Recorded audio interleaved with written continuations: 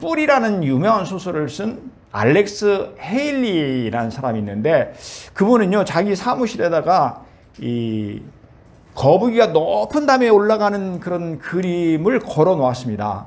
사람들이 이제 이상한 그 그림을 거기다 붙여놓으니까 도대체 왜 그 그림을 거기다 붙여놨습니까? 이렇게 이제 물었습니다. 그러자 그가 대답합니다. 나는 거북이 같은 그런 존재인데 저렇게 높은 담에 올라갔습니다. 나는 그것이 내 능력이 아니라 하나님의 은혜로 올라가신 것임을 잊지 않기 위해서 이 그림을 여기에 이렇게 걸어두고 있습니다. 이렇게 대답하더라는 거예요. 그러니까 하나님께서 그에게 큰 은혜를 주셨다고 합니다.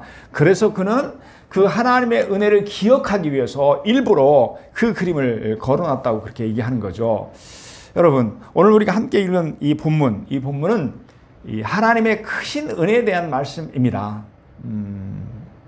출애굽의 위대한 역사를 이룬 모세의 후계자 누굽니까? 여호수아는 이 하나님의 은혜를 힘입어서 차례차례 가나안을 정복합니다. 또한 하나님께서 말씀하신 그대로 요단 동쪽과 서쪽에 이 비옥하고 넓은, 그야말로 하나님께서 말씀하신 적과 꿀이 흐르는 그 땅을 다 이스라엘 12지파에게 분배를 했습니다. 그리고 나서 여호수아가 각 지파의 지도자들을 이 세겜이라는 곳에 딱 모이게 합니다. 그리고 거기서 그들에게 신앙의 결단을 촉구합니다. 결단하는 거죠. 나와 내 집은 오직 여호와만을 섬기노라. 너희는 어떻게 하겠느냐? 이때 그 여호수아가 하나님 말씀을 이스라엘 백성들에게 이렇게 전합니다. 내가 또 너희가 수고하지 아니한 땅과 너희가 건설하지 않은 성읍들을 너희에게 주었더니, 하나님께서 주셨다고 하죠. 가나안을 주셨다고 하는 것입니다. 너희가 그 가운데 거주하며 너희는 또 너희가 심지 아니한 포도원과 감나원의 열매를 먹는다 하셨느니라. 예, 이렇게 말씀하실 수밖에 없는 것이, 이스라엘이 원래 유목민이었잖아요. 그럼에도 불구하고 하나님께서 적과 꿀이 가나안 땅을 약속하시고 그것으로 인도해서 그들이 지치하는 그런 성읍과 그들이 심지도 않은 그런 포도원과 감나원을 먹게 하셨다고 하는 거죠. 하나님께서 이스라엘에게 수고하지 않은 땅을 주셨다고 합니다. 그들이 건설하지 않은 성읍들을 그들에게 주셨다고 합니다. 이게 무슨 말이냐면, 그들로 하여금 가나안 땅에 살게 해주셨는데 거기서 그들은 자기도 심지 않은 포도원과 감나원의 열매를 먹었는데, 이것은 하나님께서 약속하신 적과 그리는 땅, 마침내 이것을 너희들에게 이루어 주었다라는 그런 축복의 말씀입니다. 하나님께서 약속하신 그대로 이루어졌다고 지금 말씀하는 거죠. 13절에서. 여러분, 오늘 본문의 말씀을 통해서 하나님은 우리에게 어떤 은혜를 베푸신가 하는 것을 우리는 발견할 수 있습니다. 첫째, 하나님은요, 한순간도 멈추지 않고 우리에게 은혜를 베풀어 주십니다. 이 본문을 잘 살펴보면 하나님은 아브라함의 때로부터, 그러니까 아브라함을 부른 그때로부터 이스라엘이 가나안에 이르기까지 베푸신 은혜를 지금 말씀하고 있습니다. 좀만 이렇게 자세히 들여다보면요, 먼저 2절에서 4절까지입니다. 2절에서 4절까지는 하나님께서 아브라함을 선택하시고 부르신 은혜를 말씀합니다. 그러니까 하나님은 아버지를 따라서 우상장사를 하고 있던 이 아브라함을 택하시고 부르셨다는 거예요. 또한 그에게 큰 민족을 이루게 하시려고 아들 이삭을 주시고 손자 야곱으로 말미암아 애굽으로 내려 보내셨습니다. 그리고 이제 5절에서부터 7절에 보면 이 출애굽의 역사, 그리고 광야 생활을 주신 은혜를 말씀합니다. 하나님은 모세를 통해서 430년 동안 애굽에서 종살이하던 이스라엘을 출애굽시켜 주셨습니다. 벗어나게 하신 거예요. 해방시켜 주신 거죠. 또한 홍해를 갈라서 길을 내심으로 말미암아 무사히 바다를 건너게 하십니다. 그런가 하면요, 하나님은 이 광야 40년 동안 그들에게 한결같은 은혜를 베푸십니다. 어떻게 해요? 밤에는 불기둥으로, 낮에는 구름기둥으로 인도하셨습니다. 매일같이 하늘의 양식인 만나를 내려주셨습니다. 그들이 필요한 모든 것을 부족함이 없이 채워주셨습니다. 그리고 8절에서부터 11절을 보면 요단 동편에서 아모리 족속을 멸절하시고, 그리고 발람이 이스라엘을 저주하려고 했지만 어떻게 됐습니까? 오히려 축복하게 하신 그런 은혜를 말씀합니다. 그리고 11절 이하에 보면 그들이 요단을 건너서 드디어 가나안을 정복하고 정착하는 과정에서 그들에게 베풀어 주신 은혜를 말씀합니다. 그러니까 하나님은 이 모든 일을 당신이 하셨다고 합니다.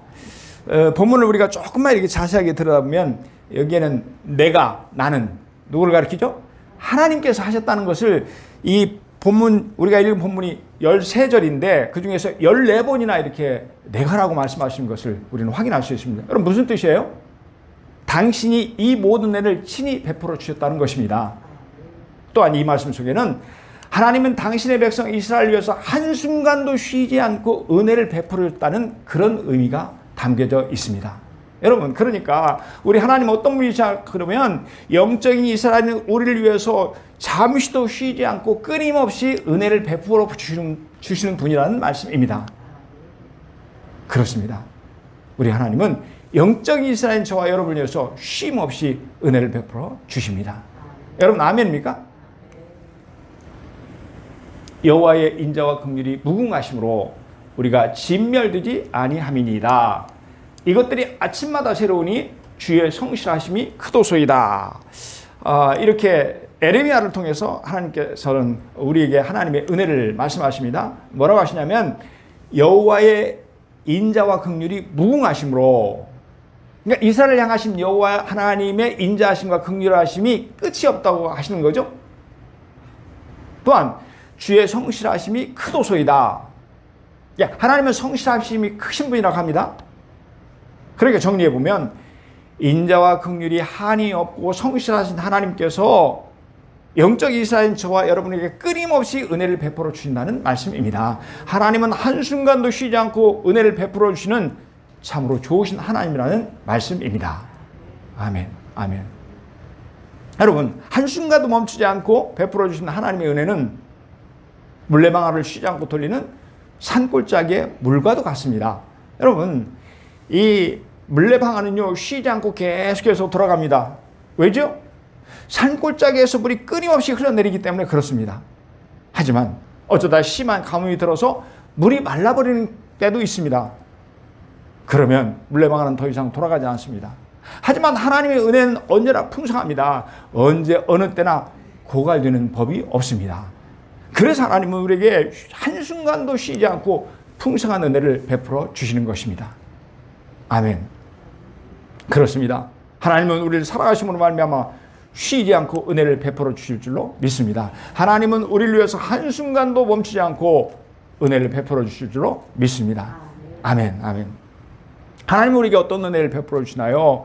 쉬지 않고 멈추지 않고 우리에게 주시는 은혜 이외에도 하나님은 우리의 생애 모든 가정에 은혜를 베풀어 주신다고 말씀합니다. 3절을 보시겠습니다. 내가 너의 조상 아브라함을 강 저쪽에서 이끌어내어 가나안 온 땅에 두루 행하게 하고 그 씨를 번성하게 하려고 그에게 이삭을 주셨으며, 하나님께서는 3절에서 이렇게 말씀합니다. 뭐라고 하시냐면 내가 하나님이 너희의 조상 아브라함을 강 저쪽에서 이끌어내었다. 무슨 말이에요? 우리에게 은혜를 주시려고 하나님 먼저 믿음의 조상인 아브라함을 선택하시고 부르셨다고 합니다. 그 다음에 뭐라고 하냐면 가나안 온 땅에 두루 다니게 하고, 그런 다음 하나님은 아브라함에게 장차 주실 가나안의 온 땅을 두루 다니게 하셨다는 거예요. 바로 이것을 내가 너에게 주겠다. 너희 목표니까 너 한번 확인해봐라. 이쪽으로도 가보고 저쪽으로도 가보고 이렇게 확인시켜 주시는 거죠. 그 다음에 또 뭐라고 하냐면 그의 씨를 번성하게 하려고 그에게 이삭을 주셨으며, 그뿐이 아니고 하나님은 아브라함의 자손을 번성하게 하려고 큰 민족을 이루게 하려고 그에게 아들 이삭을 주셨다. 이렇게 말씀하신 거예요. 그렇게 말씀해서 오늘 본문의 말씀대로 쭉 하나님께 주신 은혜를 말씀하시는 거죠.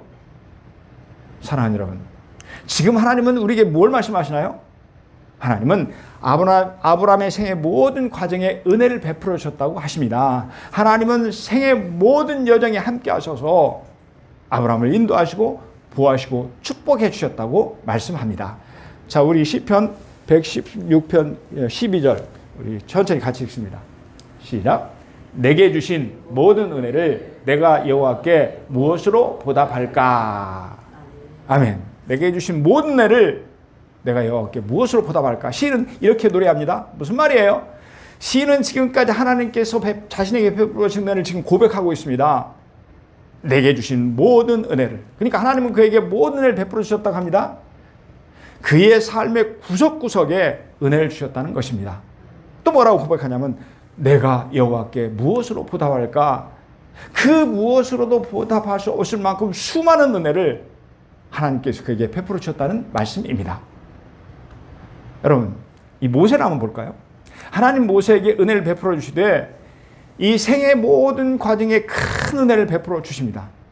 모세가 태어났을 때는 물에서 건짐을 받는 그는 은혜를 받았습니다. 그래서 여러분, 모세라는 그 이름의 뜻이 뭐냐 그러면 물에서 건져낸 자입니다. 그 후에 모세는 애굽의 공주에게 발견되어서 애굽의 왕국으로 가서 왕자로서 40년 동안 보호를 받습니다. 그때 모세는요, 지도자로서 갖춰야 될 모든 것들을 다 배우게 됩니다. 그러다가 그는 핍박당하는 이 동족의 모습을 보고는 의부를 참지 못해요. 그리고는 이 사역의 감독관을 죽여버립니다. 근데 거기서 끝나는 게 아니라 죽이는 것이 나중에 발각이 되죠. 그래서 그는 미디안 광야로 도망해서 그곳에서 40년을 보내게 됩니다. 이때 하나님께서는 모세에게 겸손과 인내를 배우게 하십니다. 그리고 모세가 이스라엘을 애굽에서 건져낼 모든 준비를 갖추자 그때 하나님께서는 그를 떨기나무에서 부르십니다. 마침내 모세는 이스라엘 구원자로 40년간 출애굽의 역사를 이루게 됩니다. 정리해보면 모세 인생의 모든 과정에서 하나님은 그에게 한량없는 은혜를 베푸셨습니다. 그 결과 모세는 하나님과 이스라엘 백성 앞에 위대한 삶을 살게 됩니다. 이처럼 하나님은 우리의 모든 삶에 은혜를 베풀어 주십니다. 인생의 구비구비 과정마다 한없는 은혜를 베풀어 주십니다. 우리의 생의 모든 과정에서 은혜를 베푸시는 하나님은 계절마다 베푸시는 하나님의 은혜와도 같습니다. 여러분, 하나님은요, 계절마다 우리에게 은혜를 베풀어 주십니다. 그렇죠? 어떻게 해요? 봄에는 모든 만물이 생동하는 은혜를 주십니다. 그런가 하면 여름에는 더위에 지친 사람들에게 시원한 그늘을 주십니다. 가을에는 오국백과가 무르익는 풍성한 열매를 주십니다. 살벌한 추위를 견뎌내기 힘든 겨울에는 개구리나 뱅과 같은 파충류에게 뭘 주십니까? 긴 겨울잠을 주십니다. 마찬가지로 하나님은 우리의 삶의 구비구비마다 은혜를 베풀어 주십니다. 인생의 모든 과정에 다양한 은혜를 아낌없이 베풀어 주십니다. 아멘, 아멘. 생의 모든 과정에서 하나님께서 우리에게 베풀어 주신 은혜 중에 여러분, 많은 은혜가 있죠. 엄청난 은혜가 되어 있습니다. 그 중에서 가장 큰 은혜는 무엇일까? 뭘까요? 그것은 우리를 택하시고 부르신 은혜입니다. 우리 3절 상반절을 다시 한번 보시겠습니다. 내가 여호와 하나님께서 너희의 조상 아브라함을 강 저쪽에서 이끌어내요. 이렇게 말씀하시죠. 그러니까 하나님께서 이스라엘의 조상 아브라함을 강 저쪽에서 갈대아 우르에서 이끌어내셨다고 말씀합니다. 여기서 이제 이끌어내어라는 이 단어를 살펴보면 이 원어로 라카흐라는 단어를 쓰고 있는데 그 뜻은 붙잡다, 그리고 선택하다, 소환하다 입니다. 그러니까 하나님은 우상을 섬기던 아브라함을 붙잡으셨다는 것이죠. 영적 이스라엘인 우리를 축복하시기 위해서 그를 믿음의 조상으로 선택하셨다는 뜻입니다. 그리고 은혜를 베푸시기 위해서 아브라함을 불러내셨습니다. 말씀드린 대로 하나님이 우리에게 베푸신 은혜 중에서 가장 큰 은혜는 우리를 택하시고 부르신 은혜입니다. 왜냐하면 우리는 거룩하신 하나님의 부르심을 받을 만한, 선택을 받을 만한 아무런 조건도 자격도 갖추지 못했기 때문에 그렇습니다. 게다가 전능하신 하나님 앞에 부름받을 만한 합당한 이유가 전혀 존재하지 못하기 때문에 그렇습니다. 여러분, 그렇지 않습니까? 우리가 오늘 본문에서 아브라함을 보면 그것을 확인할 수가 있어요. 여러분, 아브라함의 아버지 데라가 누구였습니까? 이 갈대아 우르에서 우상을 깎아서 그것을 팔아서 먹고 사는 우상장사였어요. 그러니까 그의 아들 아브라함도 역시 우상을 섬겼을 것입니다. 그렇지 않겠어요? 그래서 하나님의 심판을 받고 멸망받아 마땅한 자가 바로 아브라함이었습니다. 그런데 하나님께서는 그를 소중하게 여기셨습니다. 그를 사랑하여 택하시고 부르신 것입니다. 아멘. 우리 함께 읽겠습니다. 천천히 시작. 그러나 내가 태어나기도 전에 나를 택하시고 은혜로 나를 부르신 하나님이 자기 아들을 나에게 나타내어 이방인들에게 그분에 대한 기쁜 소식을 전하게 하시기를 기뻐하셨을 때 나는 사람과 의논하지 않았으며, 예, 갈라디아서 1장 15절의 말씀입니다. 사도 바울의 고백이죠. 뭐라고 고백하냐면 내가 태어나기도 전에 나를 택하시고 은혜로 나를 부르신 하나님이, 이렇게 말씀합니다. 그러니까 하나님은 바울이 태어나기 전에 자신을 선택했다고 합니다. 그럴 만한 자격과 조건을 갖추어서가 아닙니다. 하나님은 그저 은혜로 그를 부르신 것입니다. 아무런 조건도 자격을 갖추지 못한 그를 부르신 것입니다. 오히려 참 그리스도인을 핍박하고 감옥에 쳐넣는 그런 일을 한, 나쁜 일을 한 이 바울을 하나님께서 택하시고 부르신 것입니다. 여러분, 이 사무엘상에 보면 이 성전을 건축한 얘기가 나오는데, 이 다윗은 하나님의 사랑과 은혜를 참 많이 받았습니다. 그렇죠? 그런 그가 하나님의 성전을 지으려는 거룩한 마음을 품었습니다. 참 기특한 일이죠. 하지만 하나님은 그가 전쟁에서 피를 많이 흘렸다는 그런 이유 때문에 성전 건축을 허락하지 않으셨습니다. 그리고 그의 아들 솔로몬에게 성전을 짓도록 하십니다. 솔로몬은 이에 감격을 합니다. 또 그럴 것이, 자기는 아버지 다윗에 비해서 정말 성전을 지을 만한 자격이 없다고 생각했기 때문에 그렇습니다. 그러자 그는 하나님 앞에서 이런 고백을 합니다. 누가 능히 하나님을 위해서 성전을 건축하리요? 하늘과 하늘의 하늘이라도 주를 용납하지 못하겠거든. 내가 누구에게 어찌 능히 그를 위해서 성전을 건축하리요? 그 앞에 분향하려 할 따름이니이다. 이렇게 고백합니다.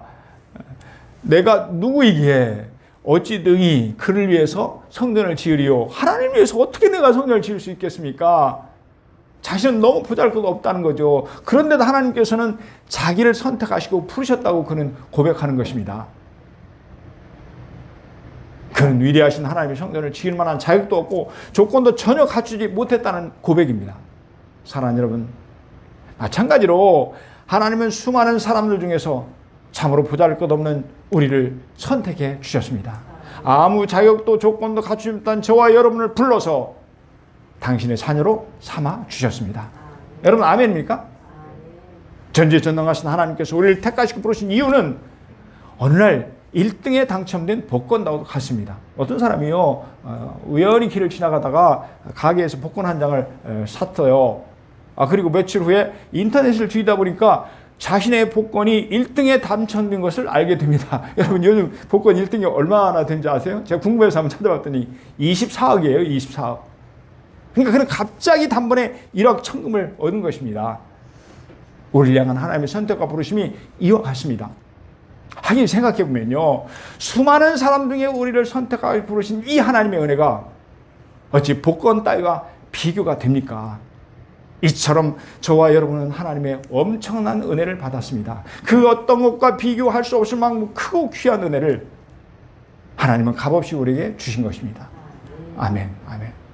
사랑하는 여러분, 하나님은 보잘것없는 우리를 선택해 주신 줄로 믿습니다. 아무런 자격도 조건도 갖지 못한 저와 여러분을 은혜로 불러주신 줄로 믿습니다. 그래서 우리의 삶의 모든 과정에 풍성한 은혜를 베풀어 주실 줄로 믿습니다. 아멘. 여러분, 이 하나님, 그러니까 순간순간 한순간도 빠짐없이 우리의 은혜를 베풀어 주신 좋으신 하나님, 그리고 우리 같은 참 부족한 우리를 은혜로 선택해 주시고, 그리고 우리의 생의 모든 과정마다 은혜를 주시는 그 좋으신 하나님, 우리 함께 찬양하겠습니다. 좋으신 하나님, 우리 함께 하나님 찬양합니다.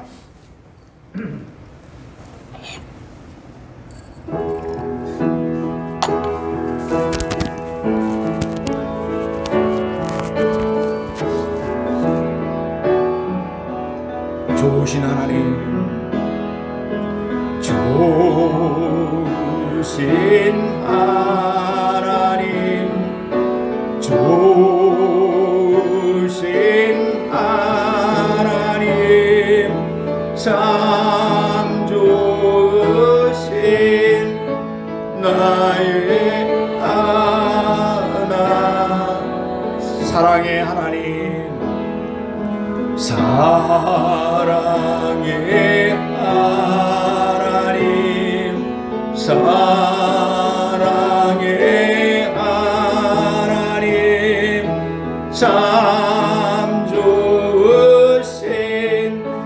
나의 한없는 은혜를 우리에게 주시는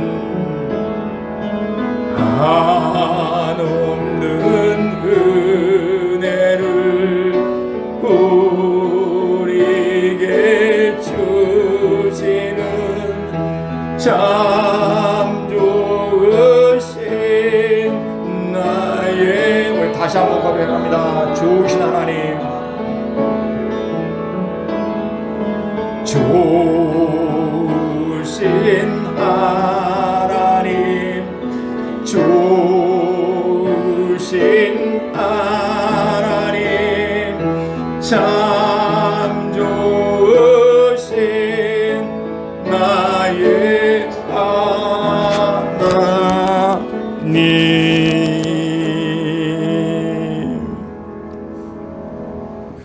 여러분 아멘입니까?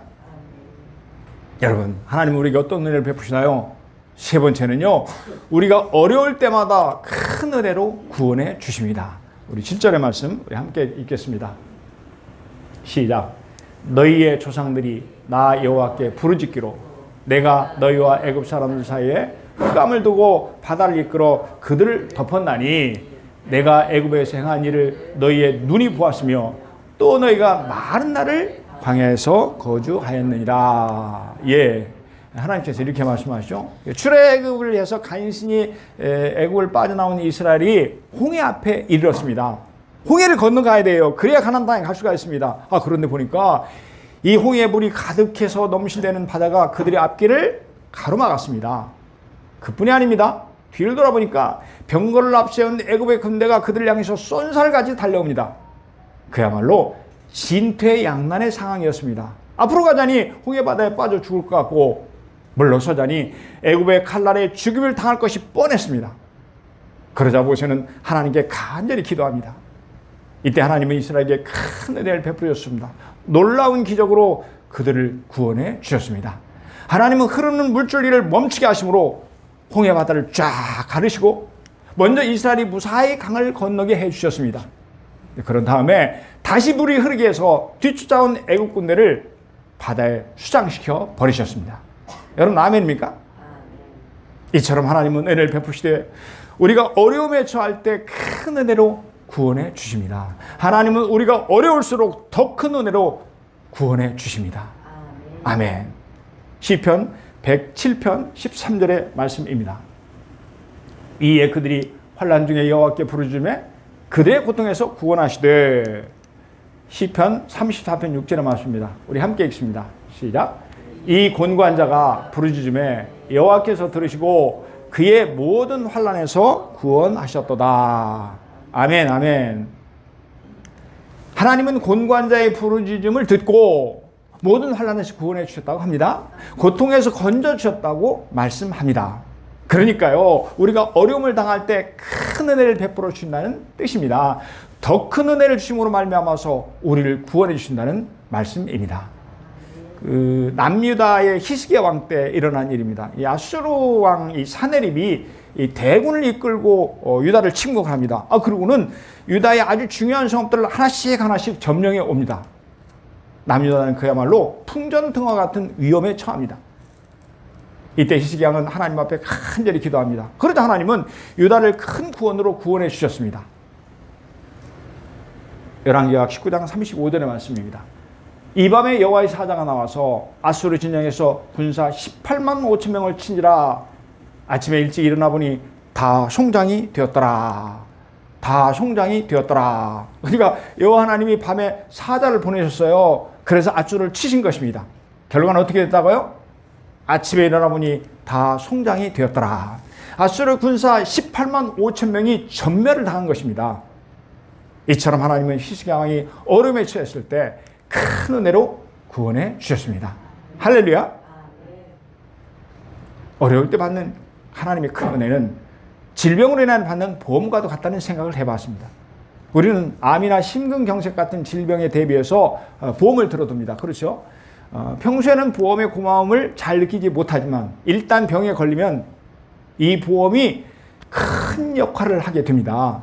이때 받은 거액의 보험료는 여러모로 큰 도움이 됩니다. 이처럼 하나님은 우리가 어려움에 처했을 때 큰 은혜로 구원해 주시는 것입니다. 사랑하는 여러분, 우리가 어려움에 처했을 때 받는 특별한 은혜는 여러분 무엇입니까? 그러니까 우리가 어려움에 처했을 때 하나님의 많은 은혜를 받아요. 그럼에도 불구하고 특별히 우리가 기억해야 될 은혜가 있다는 거예요. 뭐냐 그러면 하나님이 우리에게 베푸신 은혜는 한이 없다고 하는 것입니다. 7절을 다시 보시겠습니다. 너희의 조상들이 나 여호와께 부르짖기로 내가 너희와 애굽 사람 사이에 흑암을 두고 바다를 이끌어 그들을 덮었나니 내가 애굽에서 행한 일을 너희의 눈이 보았으며, 이렇게 말씀합니다. 그러니까 이스라엘이 홍해와 애굽 군대 사이에서 진퇴양난의 어려움에 처했을 때 아마 이스라엘 백성들은 이제는 꼼짝없이 죽었다고 생각했을 것입니다. 그럴 수밖에 없죠. 또한 애굽의 군사들도 이제는 이스라엘 죽는 것 외에는 방법이 없었다고 확신했을 것입니다. 하지만 하나님 베푸시는 은혜는 한이 없었습니다. 한계가 없었습니다. 하나님은 놀라운 기적으로 역사해서 이스라엘 구원해 주셨습니다. 아멘. 아브라함이 하나님께 큰 민족을 이뤄주겠다는 이 약속을 받았을 때 여러분 그의 나이가 75세였어요. 그러니까 아브라함은 하나님이 금방 자식을 줄 줄 알았어요. 그래야 큰 민족이든 작은 민족이든 이룰 수 있잖아요. 그런데 5년이 지나도 10년이 지나도 자식이 생기지 않았습니다. 그리고 25년이 지났습니다. 아브라함의 나이가 100살, 그리고 사라가 90세였습니다. 여러분, 얘는 결코 자녀를 생산할 수 있는 나이가 아닙니다. 그렇잖아요. 아기를 낳기는 불가능한 그런 나이입니다. 그럼에도 불구하고 하나님은 사라의 태를 열어주셨습니다. 그래서 이삭이라는 아들을 그에게 안겨주셨습니다. 이처럼 하나님 주신 은혜는 한계가 없습니다. 하나님은 어떤 상황에서도 우리에게 은혜를 베풀어 주십니다. 불가능을 가능하게 역사하십니다. 아멘, 아멘. 사랑하는 여러분, 하나님 우리에게 한이 없는 은혜를 베푸십니다. 우리는 그 은혜를 그리스도의 십자가를 통해서 다시 한번 확인할 수 있습니다. 여러분, 십자가는 어떤 은혜입니까? 십자가는 우리를 사랑하사 우리 죄를 용서해 주시기 위해서 하나님이 인간이 되어서 이 땅에 오신 은혜입니다. 높고 높은 하늘의 하나님이 낮고 낮은 인간이 되셔서 베풀어 주신 한량없는 은혜입니다. 또한 십자가는 고귀하신 하나님의 아들이 당시에 가장 흉악무도한 형틀인 십자가에 못 박히신 은혜입니다. 십자가에서 온갖 고통과 수치를 다 겪으신 은혜입니다. 마침내 십자가 위에서 물과 피를 다 쏟으시고 죽으신 이루 헤아릴 수조차 없는 크신 은혜이며 크신 사랑입니다. 바로 이 크신 은혜를 하나님은 저와 여러분에게 주신 것입니다. 이를 통해서 우리는 죄에서 구원받고 천국을 선물로 받았습니다. 여러분 아멘입니까? 이처럼 하나님이 우리에게 베푸시는 은혜는 한이 없습니다. 저와 여러분을 향한 하나님의 사랑에는 끝이 없습니다. 하나님은 바로 이 크신 은혜와 사랑을 우리에게 베풀어 주신 줄로 믿습니다. 또한 앞으로도 하나님은 우리에게 한이 없는 은혜를 베풀어 주실 줄로 믿습니다. 아멘. 지구에서 가장 깊은 바다가 어딜까 찾아봤는데요. 일본 근처의 마리아나 제도 동쪽에 있는 해구입니다. 해구는요, 특별히 이제 바다 밑바닥에서도 이게 온폭 들어간 그 부분이 바로 해구예요. 네, 마리아나 해구 중에서 가장 깊은 부분이 바로 챌린저 심연입니다. 챌린저라는 심연인데 거기가 깊이가 얼마냐면 11,033m. 그러니까 이 바다 깊이가 11km도 더 깊은 거예요. 11km 더 넘는 거예요. 여러분, 이 산이 높죠. 근데 그 산 중에서, 지구상의 산 중에서 가장 높은 산이 에베레스트 산으로 알려져 있습니다. 그리고 그 높이가 8,848m인데, 그러니까 그걸 들어다가 그 바닷속에 넣어도 이 산 정상에서 물표면까지 2.5km가 남을 정도의 깊이입니다. 그러니 여러분, 얼마나 깊은 바다입니까? 이처럼 하나님이 우리에게 베푸시는 은혜는 깊이를 헤아릴 수 없을 만큼 깊은 바다와도 같습니다. 그래서 사도 바울은 하나님의 크신 은혜와 사랑을 이렇게 고백합니다. 우리도 천천히 함께 고백합니다. 시작. 능히 모든 성도와 함께 지식에 넘치는 그리스도의 사랑을 알고 그 너비와 깊이가 어떠함을 깨달아 하나님의 모든 충만한 것으로 너희에게 충만하시기를 구하노라. 아멘. 그리스도의 사랑은 그 너비와 깊이와 길이를 헤아리지 못할 만큼, 헤아릴 수 없을 만큼 크고 깊다고 합니다. 하나님은 은혜로 충만하신 분이시라고 말씀합니다. 그 하나님께서 우리에게 한이없는 은혜를 베풀어 주신다는 말씀입니다. 사랑하는 여러분, 하나님 우리에게 풍성한 은혜를 베풀어 주시는 분이십니다. 그 하나님께서 우리에게 한순간도 멈추지 않고 은혜를 베풀어 주실 줄로 믿습니다. 생의 모든 과정에 넘치는 은혜를 저와 여러분에게 베풀어 주실 줄로 믿습니다. 어려울 때마다 더 큰 은혜를 베풀어 주실 줄로 믿습니다. 아멘, 아멘. 말씀을 정리합니다. 우리 하나님은 은혜가 풍성하신 분이십니다. 하나님 우리를 참으로 사랑하셔서 한순간도 멈추지 않고 은혜를 베풀어 주십니다. 우리 인생의 모든 과정에서 넘치는 은혜를 우리에게 베풀어 주십니다. 저와 여러분에게 어려울수록 더 큰 은혜로 역사해 주십니다. 사랑하는 성도 여러분, 그러므로 2022년 새해는 무엇보다도 하나님의 은혜를 사모하시기 바랍니다. 하나님은 사모하는 영혼에게 넘치는 은혜를 부어 주십니다. 우리 같이 고백하겠습니다. 시작. 그가 사모하는 영혼에게 만족을 주시며 줄인 영혼에게 좋은 것으로 채워주심이로다. 여호와 하나님께서 사모하는 영혼에게 만족을 주시고 줄인 영혼에게, 굶주린 영혼에게 좋은 것으로 채워주신다. 이렇게 말씀합니다. 굶주리고 목말라 하는 영혼에게 좋은 것을 채워주시는 분이 바로 우리 하나님이라고 말씀하시는 거죠. 그러므로 사모하고 굶주리며 목마른 영혼이 되어서 은혜의 보좌 앞에 기쁨으로 달려 나오시기를 바랍니다. 그래서 여러분을 위해서 하나님이 예비하신 온갖 축복을 풍성하게 누리는 복된 한 해가 되기를 주님의 이름으로 축복합니다. 축복합니다.